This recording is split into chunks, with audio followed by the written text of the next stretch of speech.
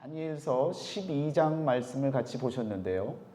여러분 한 장씩, 한 주에 한 장씩 나가다 보니까 앞에 있던 말씀 1장서부터의 말씀이 아른아른 하시고 잘 기억도 안 날 그럴 상황인데 벌써 결론을 내려야 되고 마무리를 지어야 될 시간입니다. 그렇지만 지혜로운 자 모두가 다 지혜로우셔서 오늘 말씀을 통해서 다니엘서가 마무리되어지고 또 다니엘서를 통해서 앞으로의 저와 여러분들의 삶에 하나님의 크신 은혜만이 차고 넘쳐나리라 믿습니다. 여러분 환상과 꿈을 또 영몽이라고 하는 것들을 우리가 때때로 꿉니다. 그래서 도대체 무슨 뜻일까? 어떤 의미의 꿈이고 환상일까?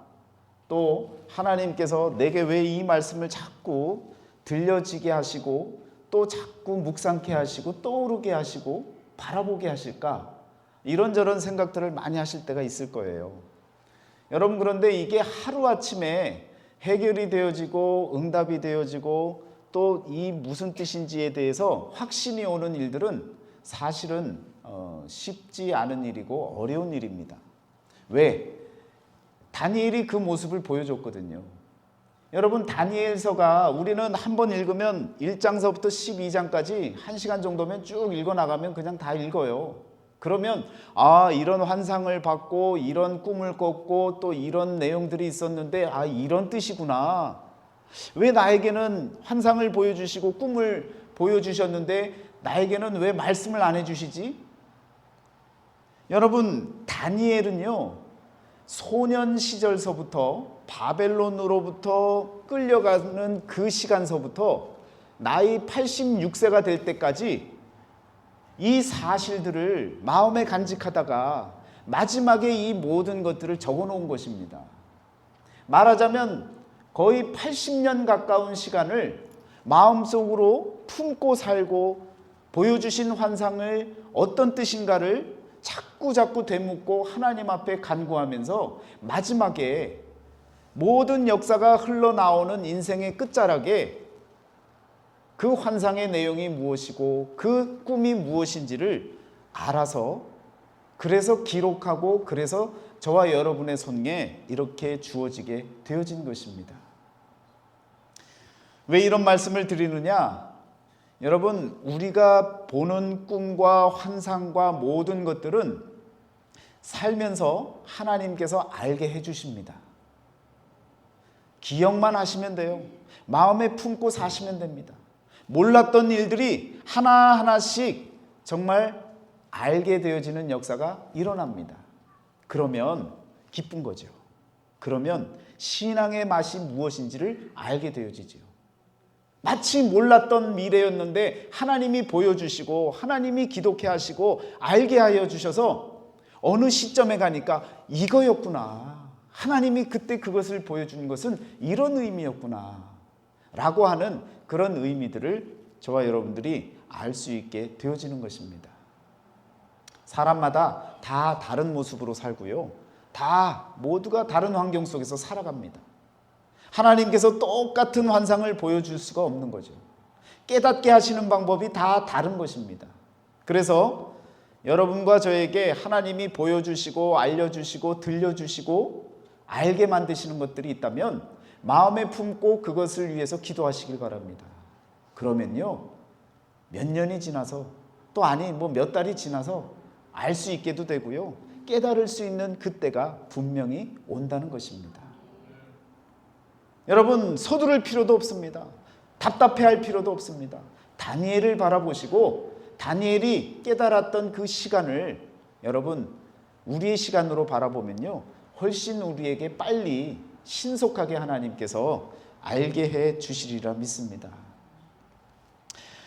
마무리 짓는 오늘 이 시간에 여러분들에게 다니엘서를 통해서 우리가 먼저 알아야 될 것은요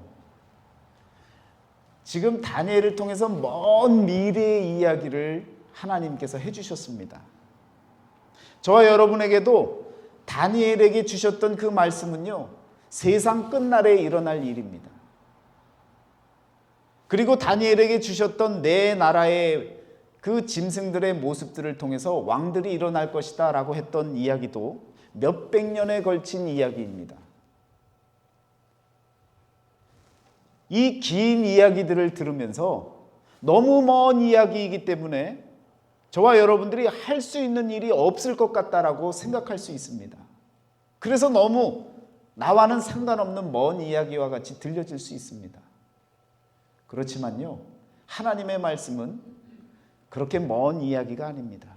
오늘 저와 여러분의 현실에, 지금 이 자리에 있는 저와 여러분의 삶을 바꾸시게 하시려고 주시는 하나님의 말씀이다 라고 하는 사실을 기억하셔야 됩니다. 다니엘이라고 하는 이름은 하나님은 심판이십니다, 그런 의미를 갖습니다. 여러분, 심판이 언제 있어요? 마지막 때에 있습니다.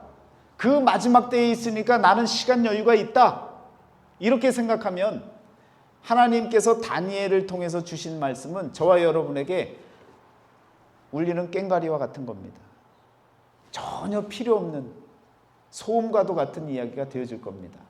오늘 이 시간, 지금 여기에 함께 모인 저와 여러분들에게 하나님께서는 어떤 변화를 원하고 계시는지를 여러분 바라보셔야 되는 것입니다. 자, 그러면 마무리 짓기 위해서 여러분과 함께 말씀의 여행을 한번 떠나보겠습니다. 다니엘서 2장 44절을 한번 보시면요,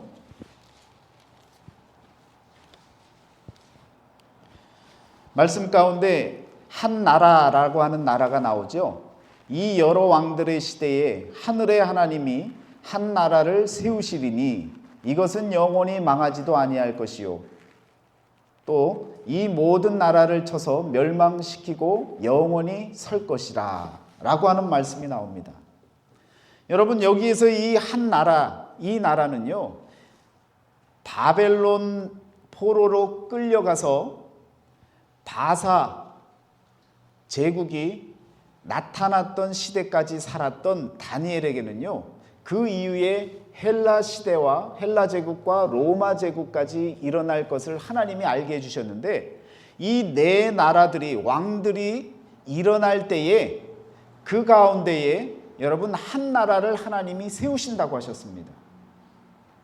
그 나라가 어떤 나라냐면 예수 그리스도를 통한 하나님의 나라입니다. 다니엘서는요, 지금 예수님으로부터 오래전에 구약시대에 있었던 이야기 같지만, 그러나 살아계신 하나님 예수 그리스도를 끊임없이 나타내고 있는 말씀이라는 사실입니다. 그래서 한 나라를 하나님이 세우시겠다는 거예요. 언제 세우십니까? 네 왕들, 제국의 왕들 가운데 로마 시대 가운데 그 시대의 식민지로 살던 유대 나라에 예수님이 이 땅에 육신을 입고 찾아오십니다. 그리고 그가 선포한 하나님의 나라를 사람들에게 소개해 줍니다. 그래서 여러 왕들의 시대에 하늘의 하나님이 한 나라를 세우십니다. 이것이 바로 예수 그리스도를 통한 하나님의 나라입니다. 회개하라, 천국이 가까웠느니라. 하나님의 나라를 선포하셨던 예수 그리스도, 하나님의 역사하심이 바로 하나님의 통치고 하나님의 나라인 것을 깨닫게 만들어 주십니다. 그래서 여러분, 이미 종말은 시작이 되어진 것입니다. 예수 그리스도의 오심으로 인해서 한 나라가 세워졌고 그 나라는 이제 영원히 세워질 것입니다. 그리고 모든 나라들은 하나씩 하나씩 무너져 내릴 것이기 때문입니다. 그러면서 다니엘서 2장 45절 마지막에 보면 이 모든 것들은 무엇에 대한 것이라고요? 장래일을 왕께 알게 하신 것이라. 앞으로 장차 일어날 로마 제국의 한 나라가 일어날, 하나님의 나라가 일어날 그 장래의 일에 대해서 말씀해주고 있다라는 것입니다. 자, 그러면 2장에서 이와 같이 말씀하시고 나서 7장으로 넘어가 보세요. 7장으로 넘어가시면 여러분 18절 말씀을 보시면요, 이런 말씀이 나옵니다. 지극히 높으신 이의 성도들이 나라를 얻으리니 그 누림이 영원하고 영원하고 영원하리라. 자, 여러분 17절에 보면 그 내 큰 짐승은 세상에 일어날 내 왕이라 하면서 지극히 높으신 이의 성도들이, 하나님의 백성들이 어떻게 되겠다는 겁니까? 나라를 얻으리니, 복음을 얻으리니, 예수 그리스도를 믿으리니, 그들은요 어떻게 되어진다는 거예요? 그의 누림이 영원하고 영원하고 영원하리라. 그래서 7장에서도 다니엘의 환상을 통해서 지금 보여주려고 하는 것은 예수 그리스도를 통해서 한 나라를 선포하고 그 나라가 영원한 나라다라고 하는 것을 내 왕들이 지나가는 가운데에 나타날 것에 대해서 그 환상을 이야기해 주고 있는 것입니다. 여러분, 그래서 다니엘서의 1장서부터 6장까지는요 과거에 일어났던 일들에 대한 역사적인 일들이라면 7장서부터는요 미래에 일어날 일들에 대한 환상의 이야기입니다. 이와 같이 다니엘을 통해서 심판하실 그 하나님을 그 이름서부터 나타내면서 다니엘서를 통해서 하나님의 나라가 이미 이제 임할 것이라는 것을, 예수 그리스도를 통한 하나님의 나라를 우리들에게 구약에서부터 이와 같이 말씀해 주고 계시는 겁니다. 여러분, 예수님이 오신 이유가 무엇인 줄 아세요? 예수님이 오셔서 사역을 하시는 두 가지가 있는데 그 두 가지 사역을 마태복음을 보시면요, 마태복음 3장 12절, 11절, 12절을 보시면요, 세례 요한이 내 뒤에 오시는 이에 대한 설명을 합니다. 그래서 11절 마지막에 보면 그는 성령과 불로 너희에게 세례를 베풀 것이요. 이것이 첫 번째 예수님의 사역입니다. 그런데 두 번째는요, 손에 키를 들고 자기의 타작마당을 정하게 하사 알곡은 모아 곳간에 들이고 쭉정이는 꺼지지 않는 불에 태우시리라. 이것이 바로 예수님이 오셔서 여러분 행하실 사역을 세례 요한을 통해서 예수님이 어떤 분인지에 대해서 설명해 주고 있는 부분입니다. 그래서 첫 번째는 초림에 대한 이야기예요. 11절 말씀은. 두 번째 12절 말씀은요, 재림 때에 심판에 주로 오실 때의 말씀입니다. 여러분, 초림 때에 예수님이 오셔서 성령 세례까지도 허락해 주시잖아요. 그리고 다시 오시겠다고 하실 때에 심판하시겠다고 약속을 하시는 겁니다. 그것을 예수님께서도 말씀하시지만 세례 요한이 이미 예수님을 만나면서 그 사실을 선포합니다. 왜? 하나님께서 그에게 영적으로 알게 만드시고 선포하게 만드신 사실입니다. 마찬가지로 여러분, 예수 그리스도에 대한 이야기를, 마지막 때에 대한 이야기를 다니엘서에서 언급하면서 심판으로 오실 그 하나님, 심판이 되시는 하나님, 그분이 바로 예수 그리스도를 통해서 이 땅에 오셨고 또 마지막 때 오실 것에 대한 언급을 다니엘서에서도 말씀해주고 계신다는 것입니다. 성경은요, 구약 내용 다르고 신약 내용 다른 것이 아닙니다. 모든 내용이 하나님의 말씀이고 또한 일치가 있고 통일성이 있고 그리고 언제나 동일한 진리의 말씀이라는 사실입니다. 말하자면요, 다니엘서는요, 펴놓고 보시면 바벨론 포로 시대 시작서부터 세상 끝날까지의 이야기를 다 적어 놓은 거죠. 그 안에 모든 성경의 이야기들이 다 들어가는 겁니다. 왜? 다니엘의 소년 시절서부터 세상 끝날까지의 이야기가 그 가운데 담겨져 있기 때문입니다. 여러분, 그래서 세상 마지막 날에는 심판이 있겠다라고 말씀해 주셨잖아요. 그러니까 우리의 관심은 뭡니까? 그때가 언제입니까?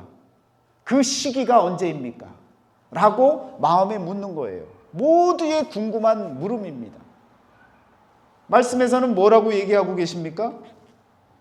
때와 시기에 대해서는 사도행전 1장 7절에 보면 때와 시기는 아버지께서 자기의 권한에 두셨으니 너희가 알 바 아니요.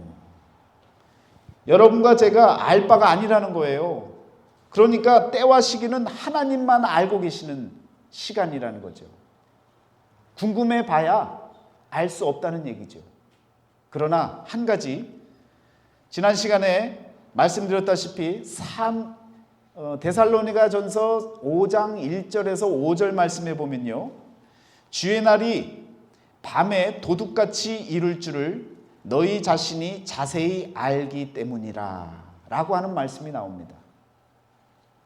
여러분, 분명히 때와 시기는 너희가 알 바 아니요 라고 말씀하고 있는데, 한 부분에서는 뭐라고 얘기한다고요? 주의 날이 밤에 도둑같이 이룰 줄을 너희 자신이 자세히 알기 때문이라, 이런 말씀을 하고 있습니다. 그래서 이 말씀이 무엇이냐면 그 이후에 4절 말씀에 보면요, 형제들아 너희는 어둠에 있지 아니하매 그날이 도둑같이 너희에게 임하지 못하리니. 마지막 때가요 도둑같이 우리에게 임하지 않는다는 거예요. 그러면 우리가 그 때를 대략적으로 안다는 얘기 아닙니까? 정확하게는 모르겠지만 그 시기와 때가 언제인지는 우리가 알 수 있다는 거예요. 너희는 다 빛의 아들이요 낮의 아들이라 우리가 밤이나 어둠에 속하지 아니하나니. 그래서 여러분, 그날이 도둑같이 너희에게 임하지 못한다는 겁니다. 하나님의 말씀을 통해서 그 때와 시기를 우리가 충분히 알 수 있다는 거죠. 그런데 조심해야 될 것은 바로 여기부터입니다. 그 때와 시기를 정확한 날짜로 표기하고 그 때와 시기를 알려주는 분이 있다면 그건 하나님 그 능력을 행하는, 월권을 행하는 사람입니다. 그 믿을 수 없는 얘기인 거죠. 때와 시기는 우리가 분별할 수 있지만, 그러나 그 때와 시기가 몇 날 몇 시라고 하는 것은 말할 수가 없다라는 겁니다. 그러면 여러분, 도대체 어떻게 우리가 그 때와 시기를 알 수 있겠냐고요. 마치 무엇과 같으냐면 낙엽이 지는 때를 보면 가을이 왔구나, 그리고 곧 겨울이 오겠구나.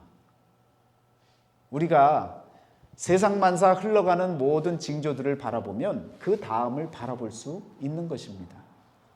마치 하나님의 나라가, 마치 심판의 날이 어떻게 올 것인지에 대해서는요, 우리는 징조들을 통해서 바라볼 수 있게 되어지는 것입니다.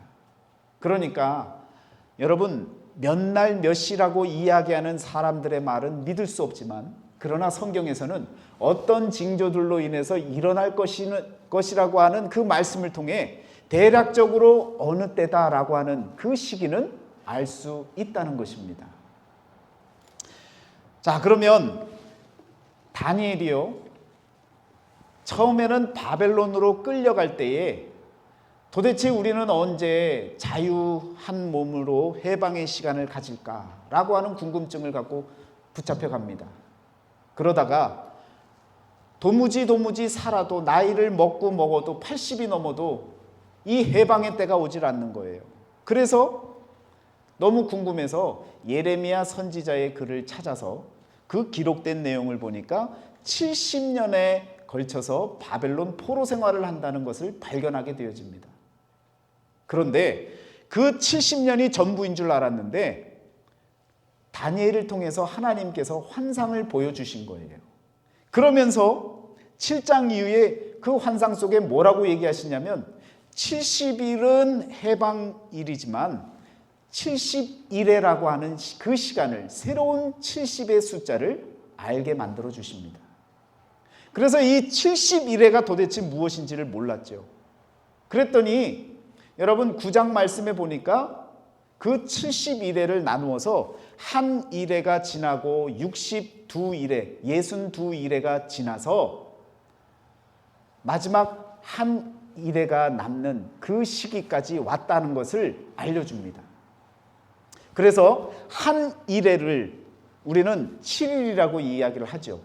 그런데 7일이라고 하는 그 일수가 중요한 게 아니고 7이라고 하는 이 숫자에 여러분들이 관심을 가지셔야 됩니다. 왜? 7이라고 하는 숫자는 3.5, 3.5가 합쳐지면 7이 되어지지요. 그런데 7년이라고 하는 수도 3년 6개월이 되어지면 마찬가지로 3년 6개월, 3년 6개월이 되어지면 7년이 되어집니다. 7이라고 하는 숫자를 나누니까 한때, 두때, 반때, 또 한때, 두때, 반때, 3년 반, 3년 반이라는 숫자로 나뉘어져서 한 일회가 7이라고 하는 이 숫자가 완성이 되어집니다. 오늘 말씀에도 마지막 한 일회가 남았다라고, 그 한 일회 가운데 반은 끝났고 반이 남았는데 그 반이 한때, 두때, 반이 지나면 모든 하나님의 비밀이 다 이루어진다는 거예요. 그러면 이 한때, 두때, 반때를 우리가 날짜로 계산을 하면 한 달을 유대 원력으로 따지면요 30일인데 이 30일을 여러분 6개월 하면 180일이 되죠. 그런데 3년 6개월이 되니까 42개월이 되어집니다. 그러니까 이 42개월을 같이 곱해버리면 어떻게 됩니까? 1260일이 되어지는 거예요. 그런데 성경에 보니까 1261일이라고 하는 표현이 많이 나오고요. 한때, 두때, 반때라는 표현이 많이 나오고요. 42개월이라고 하는 42달이라고 하는 표현이 많이 나옵니다. 여러분 다 같은 의미예요.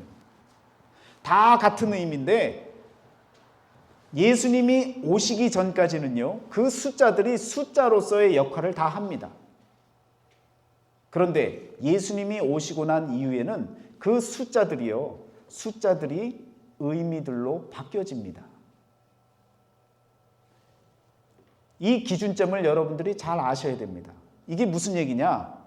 예수님이 오시고 나서는 성전에 대한 이야기도 보이는 성전, 건물, 빌딩과 같은 성전에서요, 보이지 않는 성전, 영적인 성전의 의미로 개념화되어지고 바뀌어집니다.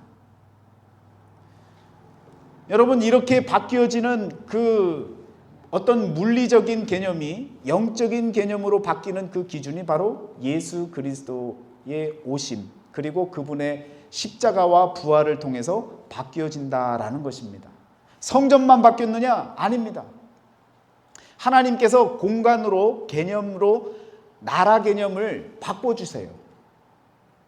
그래서 가나안 땅으로 들어가라고 했는데 그 가나안 땅이 지금의 지정학적인 가나안 땅, 이스라엘 땅에 있는 가자 지구에 있는 그 땅이 아닙니다.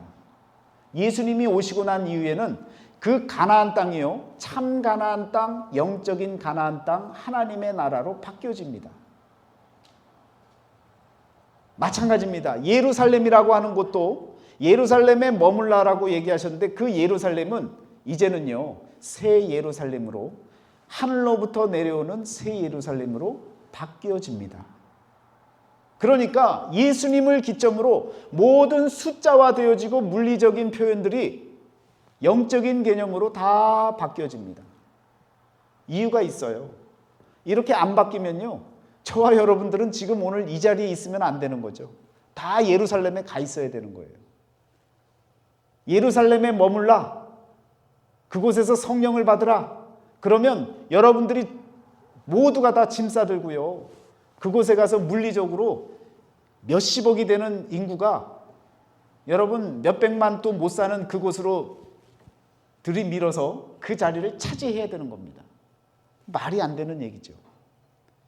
그 모든 세상의 변화를 아시고 이미 영적인 개념으로 바꿔주신 거예요. 이 하나님의 놀라운 은혜라고 말씀드릴 수밖에 없는 것입니다.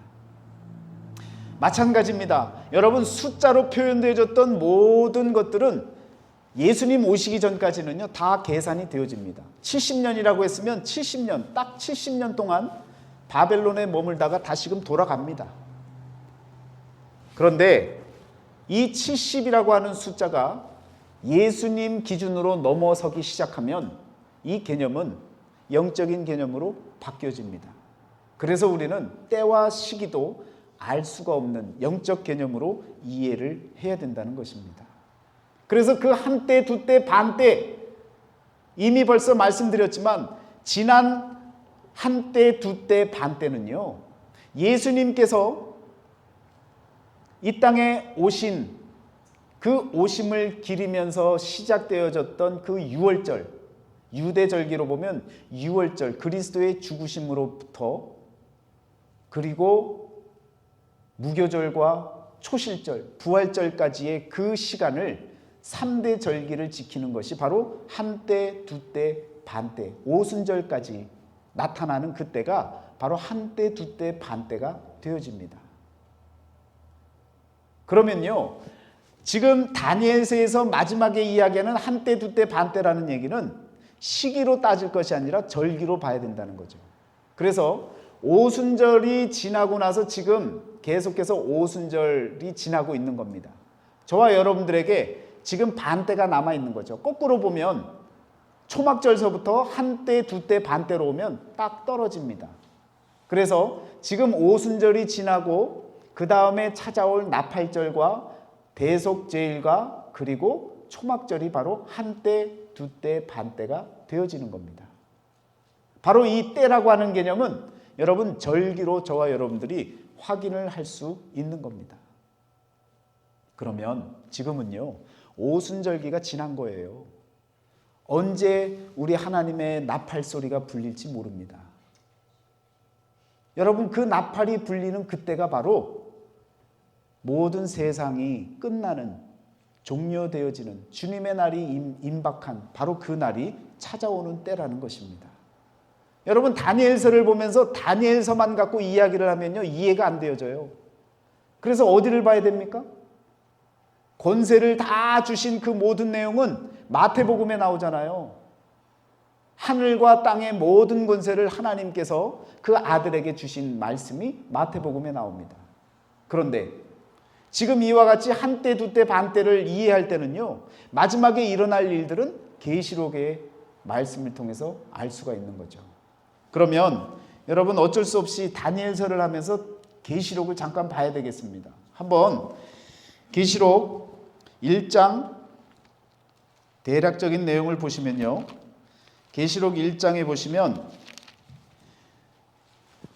자, 간략하게 말씀을 드리면요, 1장 초반부에 보시면 2장, 3장, 4장까지 이 내용은요, 3장까지는 아시아의 7교회를 향해서 하시는 말씀을 알려주고 계십니다. 그런데 1장 10절에 보면 주의 날에 내가 성령에 감동되어 내 뒤에서 나는 나팔 소리 같은 큰 음성을 들으니. 자, 계시록은요, 어떤 것을 말씀하고 싶은 것이냐면 다니엘서에서 지금 끝자락에 12장에 마지막 때 한때, 두때, 반때를 남겨놨는데 그 한때, 두때, 반때에 대한 시작이 어디서부터 시작되고 어떻게 진행되어지는지를 계시록에서 말씀해주고 있는 거예요. 제가 말씀드렸죠. 오순절이 지났고 지금 와야 될 때가 언제입니까? 절기로 나팔절이라 그랬잖아요. 그래서 계시록은 나팔 부는 이야기가 나와야 되는 거예요. 왜? 마지막 한때, 두때, 반때의 이야기를 하려면 나팔부터 불어야, 그래야 나팔절이 시작되어지고 하나님의 어린 양이, 죽임을 당하신 그 어린 양이 우리를 구원해 주신다는 약속과 더불어서 마지막 때에 심판이 일어나는 그 모든 전쟁, 영적 전쟁들이 소개되어지고 있는 겁니다. 그러니까 여러분 다니엘서를 다 보셨으면 계시록으로 넘어가시면 지금 다니엘서 12장 마지막에 나오는 한때, 두때, 반때라고 하는 그때를 바로 계시록에서 저와 여러분들이 확인할 수 있게 되어지는 겁니다. 자, 그래서 4장 1절로 가시면요, 7교회에 대한 이야기를 하고 나서 하늘의 예배에 대한 이야기를 하는데, 하늘에 열린 문이 있는데 내가 들은 바 처음에 내게 말하던 나팔 소리 같은 그 음성이 이르되 이리로 올라오라. 이후에 마땅히 일어날 일들을 내가 내게 보이리라 하시더라. 여러분, 여기서도 마찬가지로 나팔을 불게 만들죠. 나팔절에는 나팔을 불어야 되는 거예요. 마지막 남은 한때, 두때, 반때의 이야기는 나팔부터 시작이 되어져야 되는 겁니다. 그러니까 계시록을 갖고 뭐 이런저런 이야기를 많이 하는데요. 여러분, 나팔절부터 마지막 초막절에 나타나는 일까지를 설명하고 있는 것이 바로 계시록의 말씀이라는 거예요. 그리고 그 시작 나팔절을 이야기하지 않은 것이 바로 다니엘서 12장에서 말하는 한때, 두때, 반때가 남아있다라는 그 이야기와 계시록을 연결해서 여러분과 제가 확인을 해야 된다라는 겁니다. 그래서 4장 1절에 나왔던 이 나팔이요, 8장으로 넘어가시면 더 분명하게 1절부터 이렇게 나오죠. 7인을 떼실 때에 하늘이 반 시간쯤 고요하더니 내가 보매 하나님 앞에 7 천사가 서 있어 몇 개의 나팔을 받았더라 그럽니까? 7개의 나팔이 주어집니다. 그래서 나팔 하나하나 불 때마다 여러분 일들이 벌어지는 거예요. 그러면서 마지막 7번째가 불려질 때 그 모든 일들이 이제 드러나게 되어지는 겁니다. 10장 7절로 가시면요, 이렇게 나옵니다. 7째 천사가 소리내는 날 그의 나팔을 불려고 할 때에 하나님이 그의 종 선지자들에게 전하신 복음과 같이 하나님의 그 비밀이 이루어지리라 하더라. 7번째 나팔이 불려지면 하나님의 모든 비밀이 이루어지는 거예요. 그러니까 나팔절이 되기 전에 저와 여러분들이 언제 그 나팔이 불려질지 모르지만 그 나팔절이 불려지면 다 끝나는 거지요. 세상 마지막이 오는 거지요. 자, 그러면서 이렇게 다 그 하나님의 그 비밀이 이루어지리라 말씀하고 있는데 7번째 나팔 소리가 이제 부는 곳이 어디에 나옵니까? 11장 15절에 나오죠. 7째 천사가 나팔을 불매 이제는 불었습니다. 환상 속에서 불었어요. 하늘에 큰 음성이 나서 이르되 세상 나라가 우리 주와 그의 그리스도의 나라가 되어 그가 세세토록 왕노릇 하시리로다 하니. 자, 여러분, 7번째 나팔 소리가 불려지면 이와 같은 일이 벌어지는 거예요. 세상 나라가 다 끝나고 하나님의 나라가 굳건히 서는, 영원히 서는, 그래서 다니엘서에서 언급했던 그 모든 약속들과 환상의 내용들이 성취가 되어지는 것입니다. 여러분, 이와 같이 말씀하고 있는 것이 바로 뒤에 한때, 두때, 반때를 남겨놓은 다니엘서의 내용이라는 거예요. 그런데 문제는 지금부터입니다. 무엇이 문제냐? 마지막에 오늘 보셨던 마지막 말씀에 보니까 또 숫자가 나오는 거예요. 또 숫자가 다니엘서 12장에 보니까 이 모든 일의 결국이 어떠하겠나이까 라고 물으니까 이 아래 나오는 이야기에 11절부터요, 매일 드리는 제사를 폐하며 멸망하게 할 가증한 것을 세울 때부터 1290일을 지낼 것이요 기다려서 1335일까지 이르는 그 사람이 복이 있으리라. 그래서 여러분 또다시 미궁으로 빠지는 겁니다. 왜요? 1290일이 나오고 1335일이 또 나와요. 이건 또 뭡니까?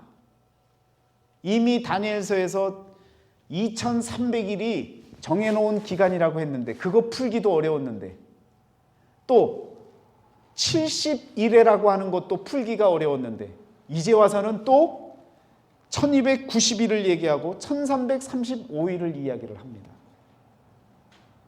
그런데 여러분, 이 모든 것들이 예수님 이전에는 숫자로 다 표현되지만 예수님 이후로는 영적인 의미로 전환이 되어진다는 사실을 기억을 하셔야 됩니다.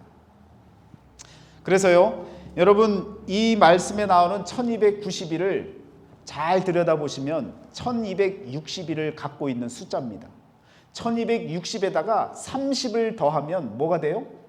1290이 됩니다.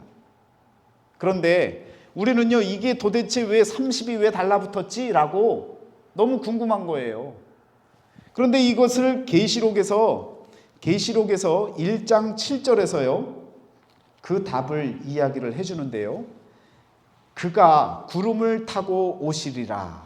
그로 말미암아 애곡하리니. 여러분, 애곡한다고 했습니다. 주님의 날이 오면 애곡한다고 그래요. 그런데 이 애곡이 도대체 뭐길래 이게 답이 될 수 있느냐? 여러분, 구약 시대에 보면요, 선지자가 죽거나 예언자가 죽으면, 또 왕이 죽으면 온 백성들이 애곡합니다. 며칠을요? 30일을. 이해가 되세요? 구름 타고 그분이 오시면 애곡할 일이 생긴다는 거예요. 그 애곡하는 것을 구약은 신약의 뭡니까? 그림자이고 신약에 나타날 실체의 그림자이기 때문에 그 30의 의미가 바로 애곡하는 거예요. 그러니까 1260일이 끝나면 애곡할 일이 있어야 돼요? 없어야 돼요? 있어야 되는 거죠. 그러니까 그 애곡의 의미가 담긴 1290일이라는 영적인 개념이 만들어지는 겁니다. 그런데 또 보니까 1335일이 또 나와요. 1290일에다가 며칠 더하면 1335일이 나옵니까? 네, 45를 더하면 1335가 되어집니다. 그럼 또 이 45가 문제잖아요. 도대체 이 45는 또 뭡니까? 여러분, 성경에서 참 숫자는요, 비밀스러운 숫자들이고 또 암호와 같은 것입니다. 45가 갖는 의미는요, 여러분, 1서부터 우리가 십진법을 쓰는 이유가 뭡니까? 10이라고 하는 완전수를 우리가 사용을 하잖아요. 10이 되어지면 완전히 이루어졌다는 거죠.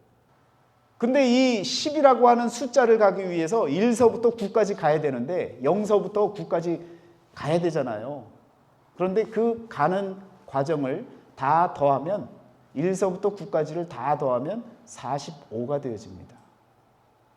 말하자면 모든 과정이 다 지나면 1335라고 하는 숫자로는 결과적으로 결과물이 나오게 되어지는 거죠.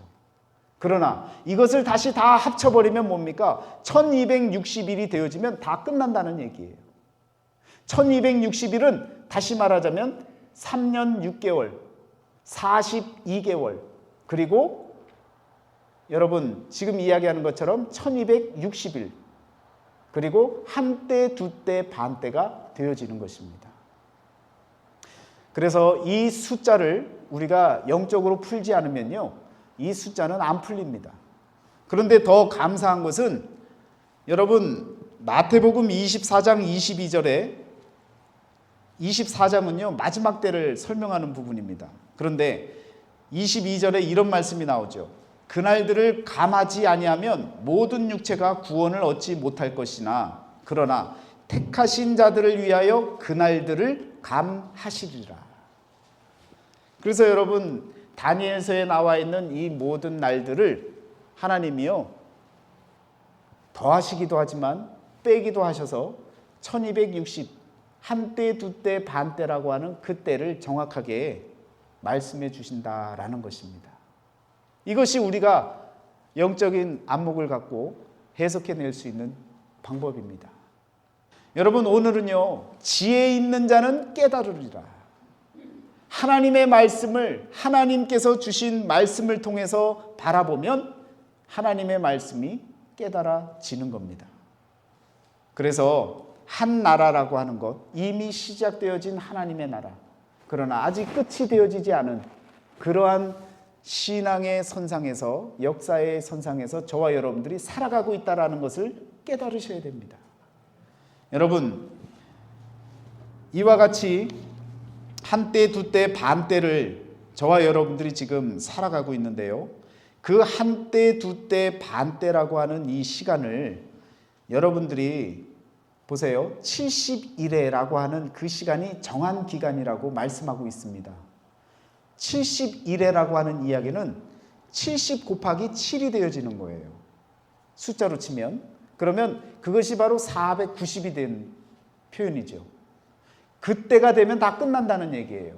그런데 다니엘서에서만 이와 같이 얘기했느냐? 아닙니다. 여러분 예를 들면요. 예수님께서 베드로에게 이런 말씀을 하시죠. 베드로가 묻습니다. 베드로가 나와 이르되 주여 형제가 내게 죄를 범하면 몇 번이나 용서하여 주리이까? 7번까지 하오리이까? 라고 묻습니다. 그런데 예수님이 뭐라고 얘기하세요? 예수께서 이르시되 내게 이르노니 7번뿐 아니라 7번을 70번까지라도 할지니라. 여러분 잘 들으세요. 7번뿐만 아니라 7번을 70번까지라도 할지니라. 그러면 이 표현은 뭐가 됩니까? 490을 만드는 71회와 똑같은 숫자죠.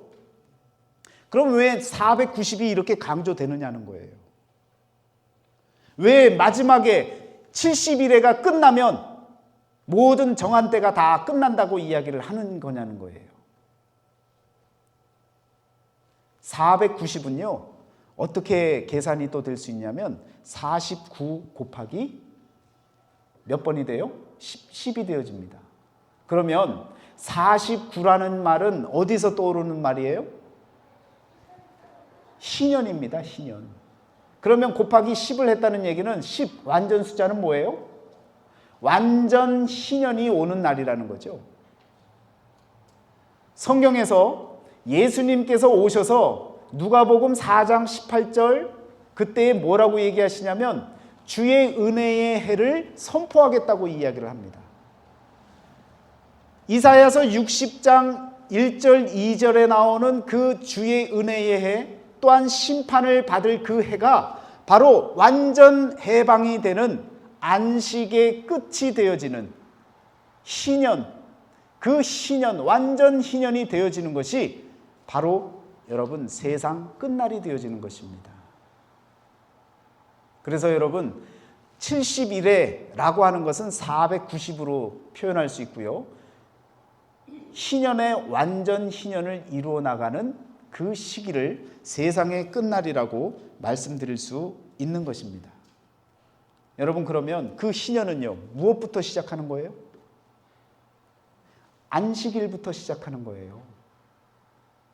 창세기서부터 시작되어진 그 안식일, 하나님이 쉬신 날, 6째 날까지 일하시고 마지막 날 쉬셨던 그 안식을 저와 여러분들에게 안식하라고 7째 날을 쉬라고 표현하는 건 뭐예요? 여러분과 저에게 그 안식을 훈련하라는 거예요. 맛보라는 거예요. 6일 일하시고 하루를 쉬면서 그 안식이 어떤 기분인지를 누리라는 거예요. 그런데 돈 때문에 못 쉬는 거예요. 안식을 잃어버리는 거예요. 안식을 놓치고 사는 사람에게 7년 후에 있을 안식년은요, 말도 안 되는 일인 거죠. 49년 후에 일어날 희년 때는요, 잊혀질 일인 거죠. 여러분, 지금 세상 끝날에 나타날 이 희년, 완전 자유와 해방의 날을 선포하시면서 그때의 마지막 날이 온다고 말씀하시는데, 여러분 이 희년은요, 오늘 현대적으로 이야기하자면 저와 여러분들이 오늘 이 자리에 나온 주일을 지키는 이 시간이 바로 안식일을 지키는 시간이고 훈련이고 하나님의 나라를 맛보는 시간입니다. 이 시간을 놓치면요, 여러분이 계산할 수 없는 안식년을 맞이할 수가 없는 거예요. 그리고 희년은 꿈도 꿀 수가 없는 거예요. 왜 이스라엘 백성들이 예루살렘 성전을 잃어버리게 됩니까? 안식일을 안 지켜서 그래요. 안식년을 안 지켜서, 희년을 안 지켜서 몇 번을요? 490년 동안 안 지켰어요.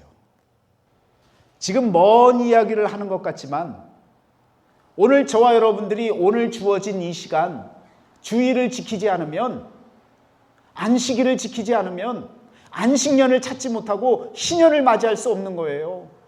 오늘 이 시간은요, 목숨을 걸고 하나님 앞에 나오는 시간입니다. 주일을 지키는 것은요, 먼 미래에 있을, 마지막 날에 있을 그 희년을 준비하는 여러분의 발돋움입니다. 한 발자국이라도 여러분 오늘 이 시간을 지켜나갈 때에 마지막 희년 참된 자유와 기쁨을 주의 은혜의 해를 맞이할 수 있는 겁니다. 성경은요, 그걸 이야기하고 있는 거예요. 지혜로운 자는요, 이 시간을 지켜가는 거예요. 여러분과 저에게 하나님께서 다니엘서를 주시면서 그 먼 미래의 이야기를 그렇게 하시려고 했던 이유는 그 먼 미래를 시작하는 바로 오늘 이 시간을 지켜나가는 그 지혜로운 자의 삶을 살아가라고 주시는 말씀입니다.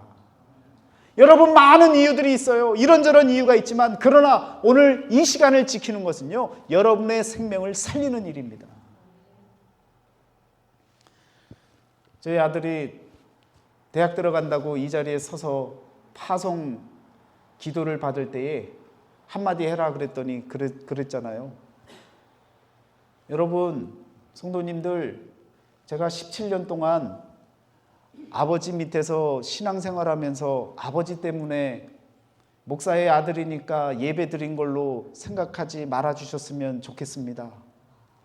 저는 제가 주의를 지키기 위해서 이렇게 예배를 드려왔습니다.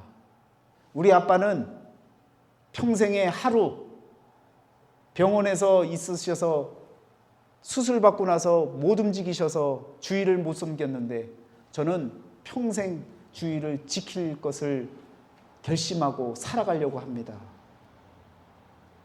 그렇게 이야기했던 그 아들이 학교에 갔어요. 그러더니 대학 시험이 보통은 평일날 다 봐야 되는데 이놈의 대학에서 주일날 그것도 오후 2시에 시험을 본다는 거예요. 그래서 저는 말하지는 않고 기다리고 잠잠히 봤습니다. 주의를 지킬까 안 지킬까. 시험이 어렵대요. 그래서 더 지켜봤습니다. 집사람에게도 주일 지키라 뭐 그런 얘기 하지 마. 그리고는 가만히 지켜봤습니다.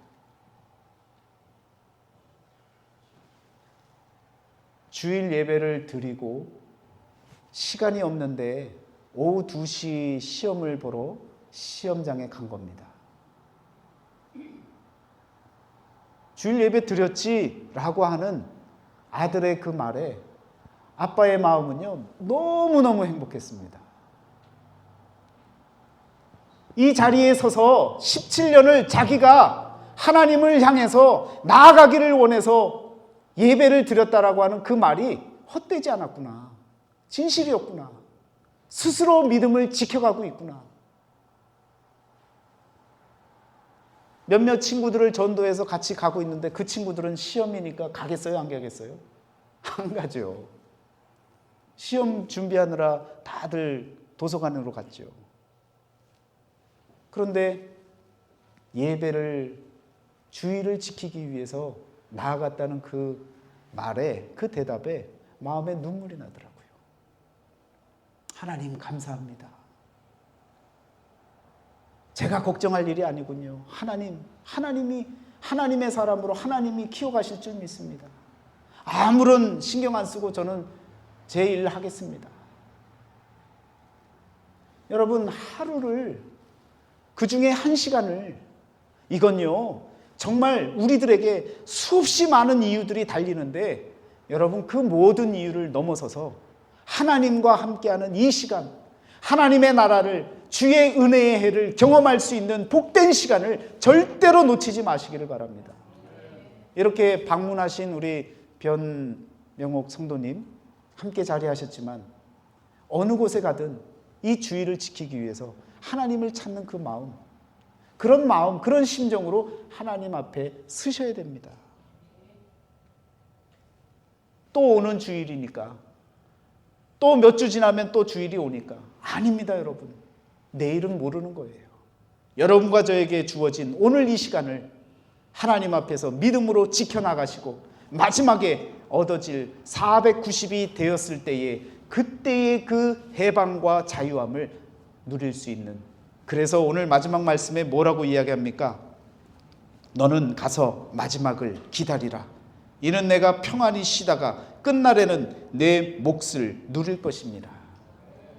여러분의 몫은요, 여러분이 지킨 만큼 얻어내는 겁니다. 하나님의 은혜가 크다고 해도 그냥 주어지는 게 아니에요.